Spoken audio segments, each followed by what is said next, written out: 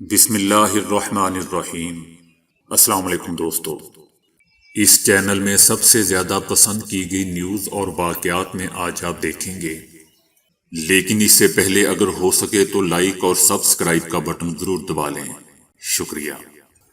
امریکی صدر Joe Biden نے روس پر نئی پابندیاں عائد کرنے اور اس کے سفارتکاروں کو امریکہ سے بے دخل کرنے کے ایگزیکٹو آرڈر پر دستخط کر دیے ہیں۔ روس پر پابندیاں امریکہ میں ہونے والے سائبر حملوں اور صدارتی انتخابات میں مداخلت کے جواب میں عائد کی گئی ہیں۔ امریکی انتظامیہ کا کہنا ہے کہ اس کارروائی میں روس نے بڑے پیمانے پر نقصان دہ کوڈز کے ساتھ سافٹ ویئر استعمال کیے تھے، جس سے انہیں امریکہ کی کم از کم 9 ایجنسیوں کے نیٹ ورک اور خفیہ معلومات تک رسائی ملی تھی۔ اس کے علاوہ گزشتہ ماہ امریکی حکام نے الزام عائد کیا تھا کہ روسی صدر پیوٹن نے انتخابات میں سابق صدر ٹرمپ کو جتوانے کے لیے انتخابات پر اثر انداز ہونے کی کوشش کی تھی۔ تاہم روس یا کسی اور کے ووٹوں میں تبدیلی یا رزلٹ میں دھاندلی کے کوئی شواہد نہیں ملے تھے۔ اس رپورٹ کے منظر عام پر آنے کے بعد جو بائیڈن نے کہا تھا کہ روسی صدر پیوٹن کو 2020 کے امریکی انتخاب میں مداخلت کی قیمت چکانی پڑے گی۔ امریکہ کا یہ بھی کہنا ہے کہ روس نے افغانستان میں امریکی اہلکاروں کو ہدف بنانے کے لیے طالبان کو رشوت اور دیگر مراعات کی پیشکش بھی کی تھی۔ تحریک لبیک پاکستان کل عدم تنظیموں کی فہرست میں شامل کر لی گئی ہے اور قومی ادارہ نیٹا نے ٹی ایل پی کو کل عدم جماعتوں کی فہرست میں 79ویں نمبر پر شامل کیا ہے۔ نیٹا کے مطابق کل عدم تنظیموں کی فہرست میں شمولیت کے بعد تحریک لبیک پاکستان کو فنڈز دینے پر پابندی ہوگی اور اس تنظیم کو خیرات، صدقات یا کسی قسم کی امداد تخریب کاری کی مالی معاونت کے مترادف ہوگی۔ نیٹا نے تحریک لبیک پاکستان کے اثاثوں کے تعین کے لیے وزارت داخلہ کے چیف سیکرٹریز کو خط لکھ دیا ہے۔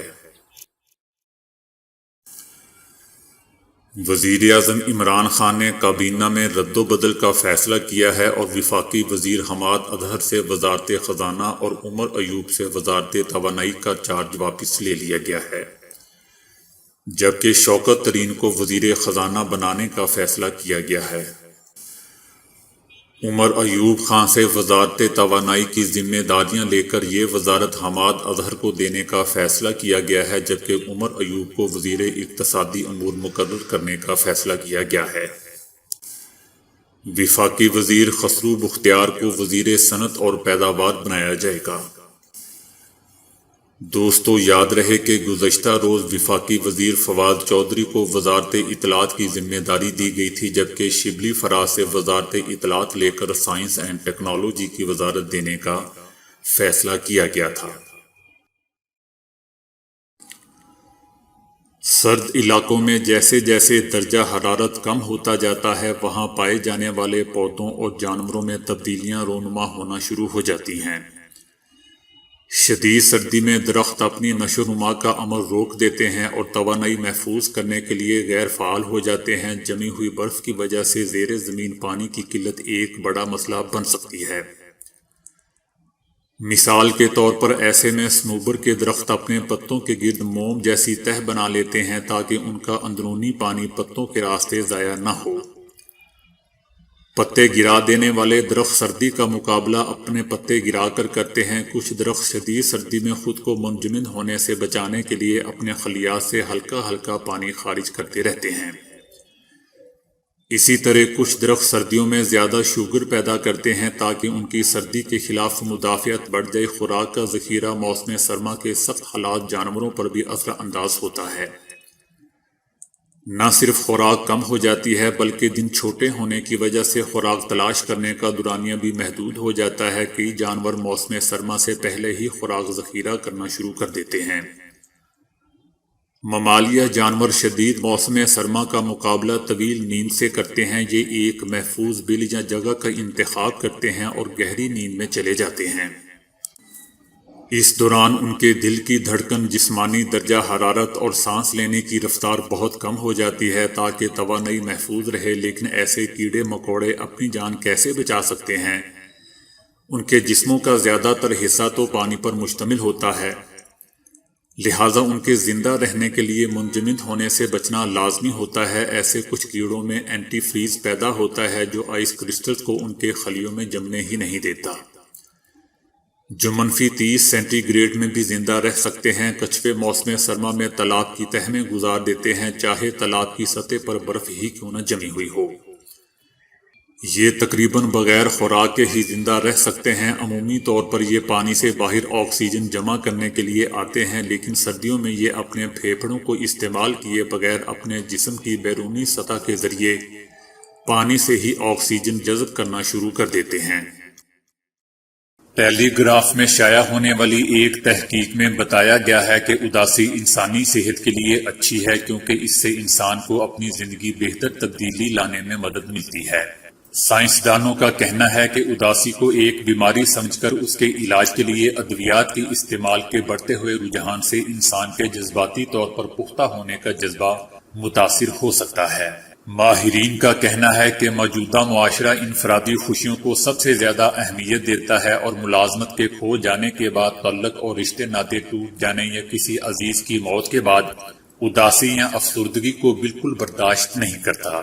ذہنی صحت کے ماہرین کی ایک بڑی تعداد کو خدشہ ہے کہ اداسیوں اور پریشانیوں کے مقابلے کے لیے ادویات کا استعمال انسان کی ذہنی پختگی کو متاثر کر سکتا ہے۔ اعداد و شمار سے ظاہر ہوتا ہے کہ دنیا میں ہر 4 میں سے ایک شخص زندگی کے کسی نہ کسی دور میں اداسی میں مبتلا ہوتا ہے، اور دنیا کی آبادی کا 5% اس وقت اس کیفیت سے گزر رہا ہے۔ نفسیات کے پروفیسر جیروم ویک فیلڈ کہتے ہیں کہ جب آپ کوئی دوا بہت زیادہ استعمال کرتے ہیں تو آپ اس خیال سے ایسا کرتے ہیں کہ وہ آپ کو فائدہ دے گی، وگرنہ آپ اسے استعمال نہیں کریں گے، لیکن ہو یہ رہا ہے کہ یہ دوائیں استعمال کر کے خود کو آپ بیوقوف بنا رہے ہیں۔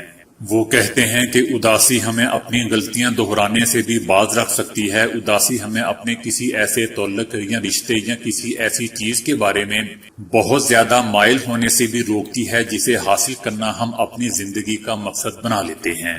ماہر نفسیات ڈاکٹر پال کہتے ہیں کہ کبھی کبھی بھرپور اداسی آپ کو طویل المیعاد پریشانی کے اثرات سے بھی محفوظ رکھ سکتی ہے۔ ان کا کہنا ہے کہ اگر اپنی پریشانیوں سے نکلنے کے لیے سوچ بچار نہیں کریں گے تو شدید ذہنی دباؤ کے شکار رہیں گے، جس کے نتیجے میں آپ ذہنی طور پر بری طرح تھک سکتے ہیں یا آپ کی موت بھی واقع ہو سکتی ہے۔ چین کی وزارت خارجہ نے کہا ہے کہ دنیا کی 80 کروڑ آبادی کو بجلی کی مکمل سہولت میسر نہیں ہے، جن میں سے بیشتر دی بیلٹ اینڈ روڈ سے وابستہ ہیں۔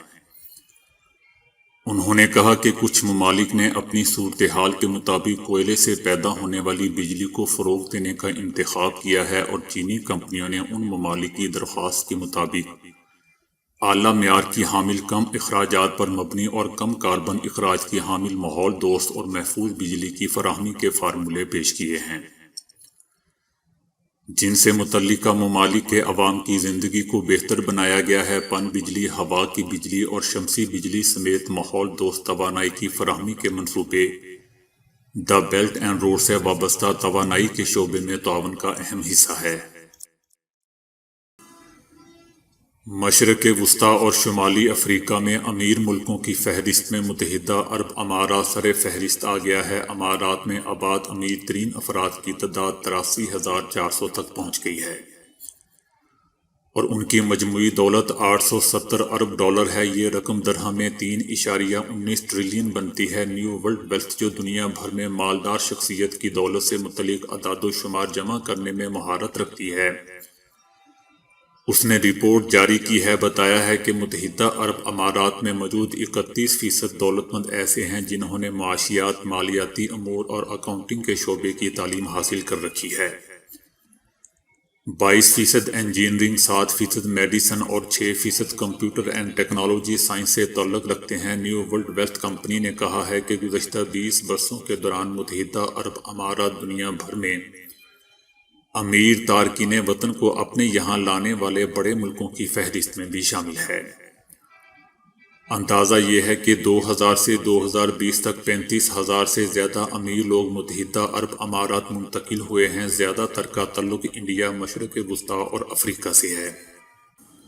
نیو ورلڈ ویلتھ کا کہنا ہے کہ نقل مکانی کرنے والے امیروں کو امارات مشرق وسطی اور شمالی افریقہ میں سب سے بڑی محفوظ پناہ گاہ لگتا ہے۔ یہاں آمدنی کا تناسب اعلیٰ ہے، صحت نگہداشت کا نظام بہترین ہے، ٹیکس کی شرح کم ہے، اس کے علاوہ یہ انٹرنیشنل بزنس سینٹر بھی بنا ہوا ہے۔ نیو ورلڈ ویلتھ کمپنی کے مطابق خطے میں موجود کل دولت $4.3 ٹریلین کے لگ بھگ ہے۔ تقریباً 3,90,000 امیر افراد مشرق وسطی میں سکونت پذیر ہیں، ان میں سے ہر ایک $10 لاکھ یا اس سے زیادہ کا مالک ہے۔ برطانیہ میں ایک میاں بیوی کو محسوس ہوتا تھا کہ ان کے گھر میں ان کے علاوہ بھی کوئی رہ رہا ہے۔ گزشتہ دنوں اس آدمی نے اپنے گھر کے CCTV کیمرے کی فوٹیج دیکھی تو اس میں ایک ایسی چیز نظر آ گئی کہ ان کا یہ احساس حقیقت میں بدل گیا اور ایسا جھٹکا لگا کہ ان کی راتوں کی نیند اڑ گئی۔ برطانوی کاؤنٹی مرسی سائیڈ کے رہائشی میاں بیوی کا کہنا ہے کہ وہ جب سے اس نئے گھر میں منتقل ہوئے تھے انہیں ایسا محسوس ہو رہا تھا کہ جیسے ان کے ساتھ وہاں کوئی رہ رہا ہے۔ گزشتہ دنوں ہم نے CCTV کیمرے کی فوٹیج دیکھی تو آدھی رات کے وقت ان کے گھر میں ایک دلہن گھومتی نظر آئی۔ یہ ایک خاتون کی ویڈیو تھی جو دلہن کی طرح تیار ہو کر کمرے میں گھومتی CCTV کیمرے کی زد میں آ گئی۔